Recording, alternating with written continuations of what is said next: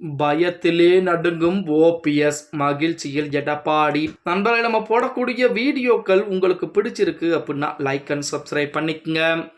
தமிழகத்தை பொறுத்த வரைக்கும் அதிமுக மிகப்பெரிய ஒரு இயக்கம். தொண்டர்கள் அடிப்படையிலே முதலிடத்தில் இருக்கக்கூடிய ஒரு இயக்கம், உலக அளவிலே 7ஆம் இடம் பிடித்திருக்கக்கூடிய இயக்கம் என்பது அதிமுக. அப்படிப்பட்ட மிகப்பெரிய ஒரு இயக்கத்திற்கு தான் துரோகம் செய்து விட்டார் ஓபிஎஸ் அவர்கள். அவர் திமுகவிலே இணைந்ததற்கு பதிலாக தமிழக வெற்றி கழகமோ அல்லது மற்ற அரசியல் கட்சியில் எதுவும் இணையாமலோ புதிய கட்சி ஆரம்பித்திருந்தால் கூட அதிமுக தொண்டர்களோ தமிழக மக்களோ கொந்தளித்திருக்க மாட்டார்கள். ஆனால் ஓபிஎஸ் திமுக இணைந்ததுதான் அதிமுகவிற்கு அவர் செய்த மிகப்பெரிய ஒரு துரோகம் என பார்க்கப்பட்டுக் கொண்டிருக்கிறது. இதற்கு முன்னதாக அதிமுகவுடைய தலைமை அலுவலகத்தை அடித்து நொறுக்கினார்கள் ஓபிஎஸ் தரப்பினர். அதை கூட அதிமுக தொண்டர்களும் மக்களும் மறந்துவிட்ட நிலையிலே இப்போ ஓபிஎஸ் திமுக இணைந்திருப்பது மட்டும் யாராலும் மறக்க முடியாத ஒரு சூழலாகத்தான் இருந்து கொண்டிருக்கிறது.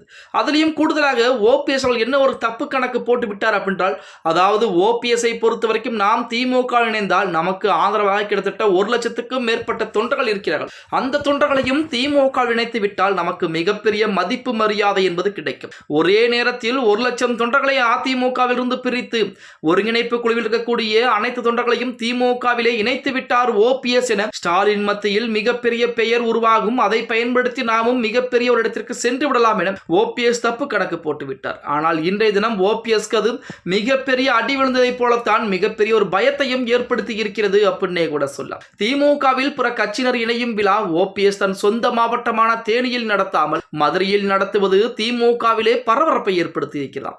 இந்த நிலையில் தேனியைச் சேர்ந்தவர் ஆதரவாளர்கள் பலர் அதிமுகவிலே ஐக்கியமாவதால் அங்கு கூட்டத்தை கூட்ட முடியாது என நினைத்த ஓபிஎஸ் தற்போது மதுரையிலே நடத்தியிருக்கிறார்.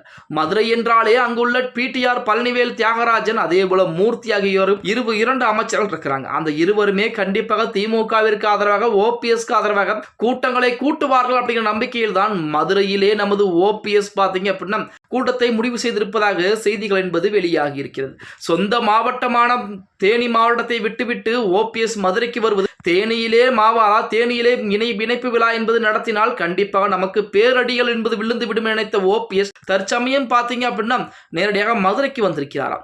இதே போலத்தான் வைத்திலிங்கம் திமுக இணைந்த அந்த சமயத்தில் கூட தஞ்சை மாவட்டத்தில் தான் இணைப்பு விழாவை நடத்தினார். 10,000க்கும் மேற்பட்டவர்களை இணைப்பு விழாவிலே திமுகவில் இணைய வைத்தார். ஆனால் ஓபிஎஸ் 1 லட்சத்துக்கும் மேற்பட்ட தொண்டர்களுக்கு கண்டிப்பாக நாங்கள் 1 லட்சத்துக்கும் மேற்பட்ட அதிமுகவினரை திமுகவில் இணைக்கப் போகிறேன் என வார்த்தை மாயாஜாலம் எல்லாம் பேசினார். ஆனால் தற்போது அதை மதுரையிலே வைத்திருப்பது ஓபிஎஸ்க்கு மிகப்பெரிய பயம் வந்து விட்டதா என அதிமுகவினர் மிகப்பெரிய ஒரு குற்றச்சாட்டையும் ஒரு கேள்விகளையும் முன்வைத்துக் கொண்டுதான் இருக்கிறார்கள் அப்படின்னே கூட சொல்லலாம். எது எப்படி இருந்தாலும் 2026 சட்டமன்றத்தில் என்பது மிகப்பெரிய ஒரு தேர்தலாக, மிக விறுவிறுப்பான ஒரு தேர்தலாகத்தான் பார்க்கப்படுகிறது அப்படின்னே கூட சொல்லித்தான். ஓகே, வீடியோ பிடிச்சிருந்தா மறக்காம லைக் அண்ட் சப்ஸ்கிரைப் பண்ணிருக்கேன். அப்படியே இந்த வீடியோ ஃப்ரெண்ட்ஸ் அண்ட் ஃபேமிலிக்கும் ஒரு ஷேர் பண்ண மறந்துடாதீங்க.